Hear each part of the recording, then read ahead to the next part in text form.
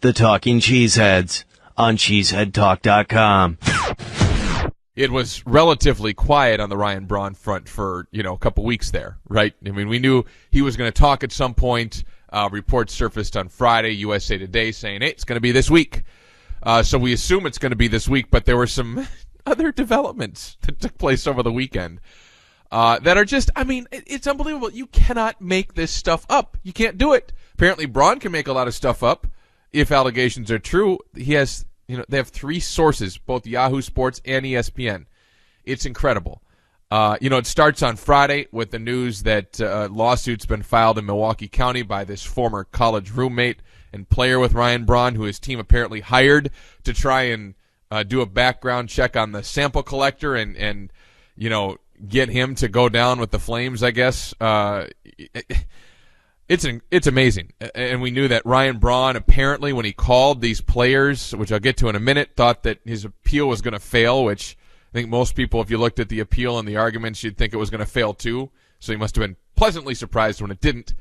But now apparently he's suing Ryan Braun, saying he did PEDs all the way back to Miami, which is a big deal. I mean, it's not, maybe some people will say, I don't care, he's a dirty cheat, whatever. That's a big deal because his story is supposed to be, no, I never touched this stuff until 2011. I'm not privy to what Ryan Braun's going to try and tell people, but I would imagine that was the story he was going to go with. I would suspect that Ryan Braun's been on and off of PEDs going back to his college days because the link's in Miami. That's where he was in college. That's right. That's where my head goes with that, right?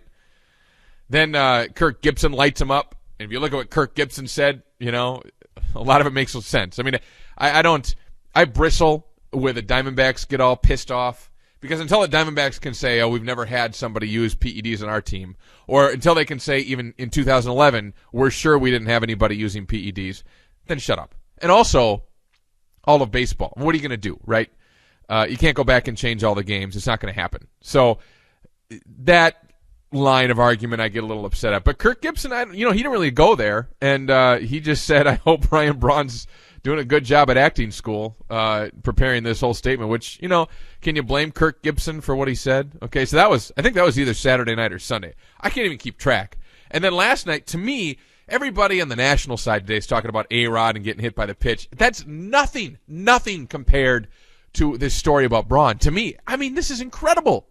The blatant attempt to go out and paint this steroid collector, the pee collector, not the steroid collector, the pee collector, as a guy who not only is a Cubs fan, which is a worse enough offense to accuse somebody of, but also an anti-Semitic jerk who's out to get Ryan Braun. Are you serious with this? So you're going to paint the guy as a horribly racist Cubs fan? Really? And that's your defense? And you call guys like Troy Tulowitzki and Matt Kemp, among other prominent Major League players, to essentially tell this lie? Now, I don't know if the investigator, the college roommate that Braun paid money to, I don't know if he went out and actually dug up maybe a little inklings of these things with this sample collector. But it doesn't matter because you're so guilty of using PEDs, Ryan Braun. And now you got to come out and make this statement because you got to talk, and Mark Atanasio wants you to talk. There's no doubt that Atanasio was trying to put together some sort of situation, I guess we'll say, where Ryan Braun could come out and take a step. But now what's he going to do? He has to address every single one of these. Probably not Kirk Gibson directly, even though Kirk Gibson might be in the audience to ask questions. But I guess the question I have for you is, what can Ryan Braun say, if anything? What can he say at this press conference or this media event or whatever it's going to be that gives you anything that you can take home? You know what I mean? Anything that you can hang your hat on. Because to me, I think it's possible, and I think it's still important that he comes out and does this. But if it's a choreographed BS session like it was in Maryville, if it's, a prepared statement, forget it. Forget it. I understand he's probably going to read a prepared statement, but then he's got to take the beating of the questions for a long time, and his story's got to be really contrite and genuine to even give me hope that I can believe the guy. And you know what? I can't. And here's the other thing. All this stuff coming out over the weekend makes me wonder what else is out there for Ryan Braun. Where else can this story turn to? I mean, did he hire mafia people or something? I mean, where can this go? He's paying $5,000 to this guy, $30,000 to that guy. I mean, what else can be dug up? And Ryan Braun better do some long, hard thinking. I'm sure he has, I would think, about coming clean about everything. Not only taking a page from like Riley Cooper's book, where he multiple times answered questions from the media, but also, if there's anything more that we don't know about yet, why don't you get in front of the story, Ryan Braun? You can't look much worse than you do now. At least I don't think. I don't think you can. Maybe you can. Not sure. You just lied directly to so many people, and then broadly to all the rest of us. And now it's coming out that you call these players. No wonder they hate your guts. You come out and tell them that the guy's anti-Semitic and that he's a Cubs fan? I think I know which one's the worst offense. But that is just incredible.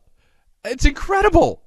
As you can see, I'm pretty speechless about it. But you've got to come out and address every single one of these things, and then you've got to take it on the chin with questions.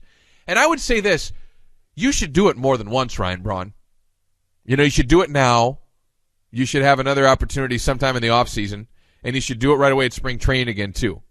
And you should be available and answer all the question's not, what do you have to do? You don't have to do anything. But if you want to actually get back in any type of good graces with anybody around baseball, I'll say this about Milwaukee. You come back, and this is true about any city. I'm not throwing Milwaukee under the bus here. This is just sports. You come back and you hit 30 home runs and hit 320, you'll be fine in Milwaukee. I mean, I don't think it's going to be a love fest, but you'll be fine. It's not like I'm not going to cheer if you hit a home run. You're serving your 65 games, which seems now, by the way, to be awfully light.